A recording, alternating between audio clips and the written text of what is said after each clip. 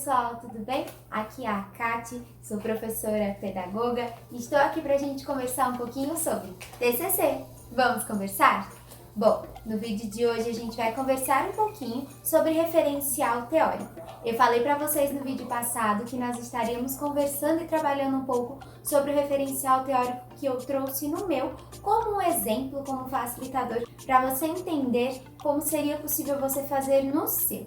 Aqui eu vou ler para vocês, vou parafrasear alguns trechos mais importantes de cada escritor que eu coloquei. Como eu já falei em um outro vídeo, eu trouxe aqui como referencial teórico para mim Froebel, Montessori, Vygotsky e Piaget, que são alguns dos principais pensadores. Eu também trouxe em consideração pensar sobre Paulo Freire, pensar sobre alguns outros teóricos da área, só que eu não incluí eles no meu trabalho porque ficaria extenso demais e ultrapassaria as minhas laudas. Eu precisei diminuir esse meu trabalho para que ele pudesse ser o mais sucinto possível diante da quantidade de laudas que eu tinha, que era um número muito pequeno e limitado.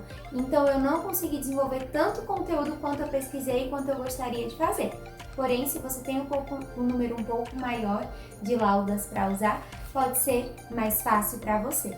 Então, para começar, eu já falei nos outros vídeos da série, se você ainda não assistiu, que eu usei muitos livros e alguns sites de pesquisa voltados para estudo universitário, sites que são feitos como fontes de pesquisa e que inclusive a citação deles de referência já fica disponível no próprio site para você copiar e colar no seu trabalho universitário. E eu também pesquisei na bibliografia completa de Paulo Freire algumas coisas que eu poderia aplicar ao meu TCC, mas que infelizmente não foi possível incluí-las, porque as laudas não deram. E também é possível que você pesquise outros pensadores e outras linhas. Essa linha que eu estou trazendo de pesquisa é a linha de educação infantil voltada para o brinquedo, a brincadeira e o jogo na infância. Porém, existe uma série de outros temas. Inclusive, nós teremos no nosso próximo vídeo algumas ideias, algumas possibilidades para que você possa pensar, estudar e tentar decidir aí o seu tema caso você ainda não tenha definido. Mas voltando para o vídeo de hoje, vou só parafrasear algumas partes. Eu usei muitas citações, não apenas citações dos autores, por exemplo, Froebel. Eu usei citações de pessoas que estudam sobre, tá? Tem algumas partes, por exemplo, de Vygotsky tem muitas citações do próprio Vygotsky, de Piaget também tem citações do próprio Piaget, mas, por exemplo, em Montessori, como eu já citei anteriormente, como foi um material escasso, difícil de encontrar, eu não consegui citações da própria Maria Montessori, então eu trouxe citações de estudiosos e experts da área, sempre colocando o nome deles e ao que eles se referem de acordo com o trabalho feito. Mas voltando para cá, vamos lá. Começando por Froebel, eu vou ler para vocês algumas partes principais aqui, parafrasear o contexto geral. Froebel ficou conhecido como o formador da criança pequena, o criador do jardim de infância. Ele foi o primeiro educador a enfatizar o uso do brinquedo na atividade lúdica, ou seja, ele foi o primeiro que usou o recurso da ludicidade no caminho da educação e da aprendizagem. Ele colocava que a brincadeira não era apenas para diversão, o brincar não era uma atitude vazia, mas era um modo de criar representações do mundo concreto. Ele se preocupou em arquitetar recursos para que as crianças pudessem se expressar. Então ele desenvolveu os bloquinhos de construção, aqueles de madeirinha que a gente usa, sabe? Foi desenvolvido a partir lá de Froebel para desenvolvimento das crianças e a expressão das crianças. Ele disponibilizava papelão, papel, argila, massinha de modelar, serragem e outros materiais concretos para que a criança conseguisse, através daquilo, expressar o seu aprendizado e construir o seu aprendizado. Que, inclusive, Froebel fala que o aprendizado precisa ser desobrigado. Ele não acredita que você deve obrigar a criança a estudar. Ele incentiva, sim, que a criança esteja presente na escola, mas que cada criança possa aprender ao seu modo e ao seu ritmo, porque cada ser, cada estudante é individual e tem um ritmo de aprendizado individual. Então ele defendia que as crianças não podiam ser obrigadas a todas aprenderem a mesma coisa lá na escola. E ele trouxe esse conceito para o jardim de infância. Eu já falei para vocês em outro vídeo, ele é o criador do jardim de infância. Ele fala que as crianças são pequenas sementes que quando crescem são lindas flores em um jardim. Então, no jardim de infância, quando ele estipulou a idade dos 8 anos ou menos para a infância, em uma época em que a infância não era nem considerada uma fase da vida, a mortalidade infantil era tão grande, passava dos 50% o número da mortalidade infantil naquela época. Então, a fase da infância era, na verdade, uma prova de choque, de resistência, para saber se aquele ser, se aquela pessoinha ia ser capaz de chegar na fase adulta. Então, Froebel vem para quebrar todos esses paradigmas sobre a infância e estabelecer: de 8 anos para menos é criança, precisa estar na escola e precisa ser incentivado de acordo com seu desenvolvimento mental. Ele era um grande defensor da infância e ele começou trabalhando sobre isso e começou a aplicar a ludicidade em seus kindergartens ou jardim de infância.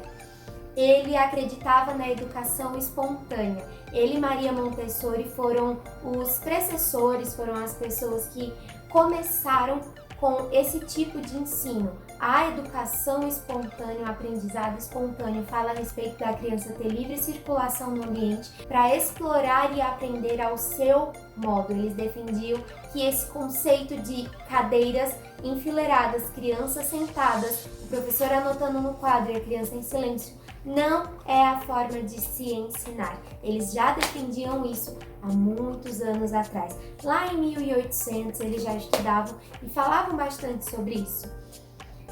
Então, tem fim em estimular e aproveitar ao máximo as possibilidades de aprendizado que o meio oferece. Semelhante às teorias de Maria Montessori, Froebel acreditava que a internalização do conhecimento e a externalização de experiências acontecia em contato com o meio, por intermédio do lúdico, de jogos, brinquedos e brincadeiras. Assim, os jardins de infância froebelianos incluem jogos que se permite à criança uma livre exploração, sem impedimentos, oferecendo suporte material, jogos orientados e uma clara cobrança de conteúdos a se adquirir. Então, embora fosse uma livre exploração, tudo ali tinha um conceito básico, fluía para um lugar só, um aprendizado só. Para Froebel, a escola é um lugar onde a criança deve aprender sobre as coisas da vida, da justiça, assuntos corriqueiros, mas não por meio de estudos, por meio de brincadeiras e ludicidades. O ensino deve ser livre, desobrigado, já que o aprendizado parte do interesse do sujeito. E sem imposições e obrigações, pois cada criança tem diferentes estágios, capacidades de aprendizado, antecedendo as teorias de Piaget. Então a gente vê que por mais que eles fossem de períodos diferentes, um apoiava o conhecimento do outro. E Maria Montessori, assim como Froebel, assim como Piaget, não acreditava nessa obrigatoriedade, nesse ensino pelo ensino, e muito menos que o brincar era algo vazio. Maria Montessori, ela defendia também o processo de aprendizado por meio da ludicidade. Ela é pioneira do processo da autoeducação, que é muito similar ali com o processo da educação espontânea que Froebel traz. Em suas pesquisas, manteve foco no processo de ensino-aprendizagem com o aluno como agente e objeto do seu próprio conhecimento. Ele vai desenvolver o conhecimento e vai absorver aquele conhecimento, sem a figura do professor como detentor de conhecimento. Então, Maria Montessori foi a primeira que quebra a educação tradicional como meio de o professor é quem detém o conhecimento e o aluno é um quadro vazio que precisa ser pintado. Maria Montessori desacredita e desconsidera isso como forma de ensino. Ela via a vontade de aprender como parte integral de todos os seres humanos e acreditava que, diante dessa vontade, o ensino deveria seguir desprendido apenas de acúmulo de conhecimento teórico, mas passar pela esfera prática e lúdica, desenvolvendo desde a primeira infância criatividade e autonomia. E assim Maria Montessori desenvolve sua série de jogos, atividades e brinquedos que até hoje a gente usa, como por exemplo material dourado, atividades de montar e empilhar. Ela também usa blocos de montagem, tipos diferentes de quebra-cabeças e puzzles. Maria Montessori desenvolve uma série de atividades que deixa a criança aprender e se desenvolver por ela mesma. Então, ela é uma educadora que já vem antes de seu tempo, quebrando os paradigmas da educação tradicional. E depois disso, a gente vem para Piaget.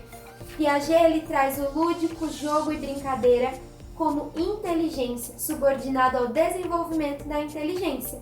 Ou seja, o lúdico, a partir do momento que a criança está brincando, está jogando, está fazendo uma brincadeira, ela está aprendendo. Uma coisa depende da outra, a inteligência vai ser desenvolvida diante de tudo isso. E ela precisa da inteligência para poder brincar, para poder participar da ludicidade. Então ele acredita que está tudo entrelaçado. O jogo de simples exercício, sem regras ou símbolos, jogo simbólico fazendo representação de um objeto ausente, o uso da imaginação. O jogo com regras utilizam relações sociais e interindividuais. Segundo Piaget, não podemos desvincular criança do brinquedo, nem observar o desenvolvimento de atividades lúdicas, sem observar o desenvolvimento e evolução do sujeito que executa essa atividade. Com o uso da atividade lúdica, se desenvolve toda a partezinha neurológica, a inteligência, o cognitivo daquela criança, e Piaget falava, não podemos separar criança de brincadeira e brincadeira de criança. Então, é muito importante o uso da ludicidade para Piaget em cada uma das fases de desenvolvimento. Então, temos Vygotsky. Para Vygotsky, o brincar favorece e auxilia o desenvolvimento cerebral da criança, fazendo agir além da sua capacidade, impulsionando conceitos que serão utilizados para toda a vida. Ninguém jamais encontrou uma criança muito pequena é criança de 2 a 3 anos de idade, que ele falasse assim, quisesse fazer uma coisa dali a alguns dias no futuro. Nenhuma criança fala, daqui a 3 anos eu quero estar na escola. A criança não fala daqui a 3 anos, porque a criança não consegue projetar o futuro. E o lúdico, o brincar, ele vai trazer para ela a internalização desses conceitos que para ela simplesmente não existem. Brincadeira possibilita a criança agir em um mundo de adultos, satisfazendo seus desejos e impossibilidades. Como dirigir um carro, remar um barco, conduzir uma cozinha. A criança pode ser quem ela quiser na brincadeira. Por isso é muito importante deixar a criança brincar, porque ela vai aprender sobre o papel dela na sociedade brincando. Assim, pelo brinquedo, a criança tem uma projeção de si mesma nas atividades dos adultos, buscando imitar em seus papéis diários, desenvolvendo aos poucos habilidades necessárias para futuramente assumir esse papel na vida real. Então, a brincadeira prepara as pessoas, prepara as crianças para a vida adulta. E a gente vê isso não só nas pessoas, não só nos seres humanos, mas a gente presencia isso também no reino animal. Como já citei para vocês, os animais, os filhotes, eles aprendem através de brincadeiras. A mamãe ensina o filhote a caçar brincando com o seu rabinho, brincando com os seus irmãos, eles aprendem a se defender e a lutar. Através da brincadeira, eles aprendem a se alimentar. Tudo isso faz parte da natureza. O jogo, o lúdico, faz parte de quem a natureza é, daquele desenvolvimento para a sobrevivência. Então, ele é muito importante e não vem de hoje, não vem da cultura humana. Existem teóricos que falam que o ser humano não acrescentou nada ao lúdico e à brincadeira.